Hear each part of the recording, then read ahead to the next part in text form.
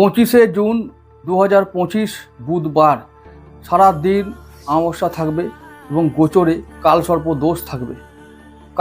পূর্ণ কালসর্প দোষ এবং গোচরে অঙ্গার দোষ থাকবে।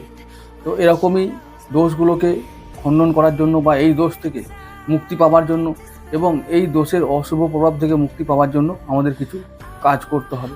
সেটা হলো, প্রথম যে কাজটা করতে হবে, আমাদের দক্ষিণা কালী স্তব পাঠ করতে হবে। দ্বিতীয় নাম্বার যেটা হলো, সেটা হলো ভগবান শিবের অভিষেক করতে হবে পঞ্চামৃত দিয়ে।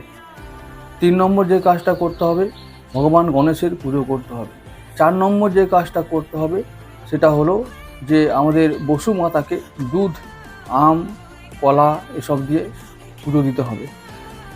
6 নম্বর যে কাজটি হলো সেটা হলো অশ্বত্থ গাছের তলায় আমরা যাব এবং সেখানে গিয়ে আমরা পিতৃপুরুষদের উদ্দেশ্যে আমরা প্রদীপ জ্বালাবো এবং তারপরে সমস্ত দেব দেবীর উদ্দেশ্যেও আমরা প্রার্থনা করব, পুজো করব এবং অশ্বত্থ গাছকেই আমরা শ্রী বিষ্ণু বা নারায়ণ রূপে আমরা পুজো করে তার কাছে মনস্কামনা করব। অশ্বত্থ গাছকে প্রদক্ষিণ করব 7 বার এবং তাকে জড়িয়ে ধরে আলিঙ্গন করে আমরা প্রার্থনা করব এবং যদি পারি তো সেদিনে মৌলি সুতো অশ্বত্থ গাছের মধ্যে 7 পাক আমরা জড়িয়ে দেব। তো এই সবগুলো করতে হবে, কারণ খুব অশুভ দিন এই বুধবারের অমাবস্যার দিনটা খুব অশুভ দিন।